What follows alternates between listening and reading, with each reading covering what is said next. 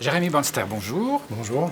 Alors, vous avez réalisé un film qui s'appelle La vie pure. Tout à fait. Donc, la pura vida. Exactement. Donc, s'il y a bien quelqu'un qui va pouvoir nous expliquer ce qu'est la pura vida, c'est bien vous. La pura vida étant l'expression la plus populaire qui soit au Costa Rica. On vit de rien en fait. On a un retour à l'essentiel dans un premier temps obligatoire pour vivre et survivre, et dans un second temps essentiel par plaisir, où on a touché du doigt cette fameuse vie pure peut-être, et qui fait que quand on en revient, on n'est plus le même. Qu'est-ce que vous imaginez de la vie pure au Costa Rica ? Tout ce qu'on vient de dire, avec en plus un pays qui n'a pas d'armée, qui s'est situé sur la cause environnementale comme peu de pays dans le monde, avec un respect de la nature, des animaux, de l'écosystème, toutes les valeurs que je défends au quotidien. Voilà, donc beaucoup de choses. Et puis la qualité de vie, la joie de vivre, la musique, moi aussi c'est important pour moi culturellement. Et puis l'eau, tout ce qui est mer, surf aussi, je dis pas non.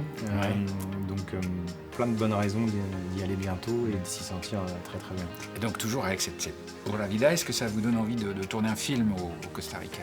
Oui, bien sûr, j'y pense. J'ai écrit mon deuxième long métrage là, et c'est vrai que je parle beaucoup du Costa Rica oui, parce que... Qu'est-ce que vous en dites ? Les deux personnages principaux, ils vivent en Europe, ici dans des grandes villes occidentales, les métropoles, et leur rêve, c'est de pouvoir louer une petite cabane en haut d'un arbre au Costa Rica. Parce que ça représente cet Eldorado du bien-être, de la vie pure, et de cette bulle qu'on peut peut-être encore trouver sur la planète.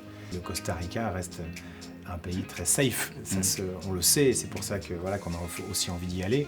Et cette nature florissante et ces animaux, on a envie de les voir, on a envie d'être à côté, on a envie de...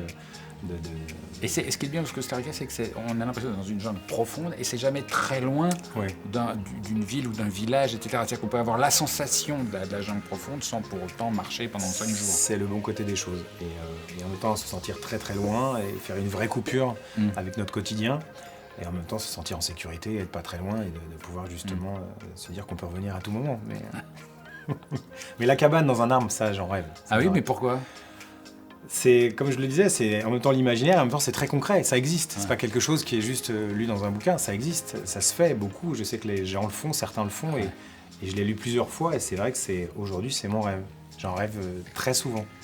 De me dire, je me prends un billet d'avion, je pars au Costa Rica et je vais dans cette cabane. Qu'est-ce que vous attendez ? J'attends pas très longtemps, ça va pas tarder.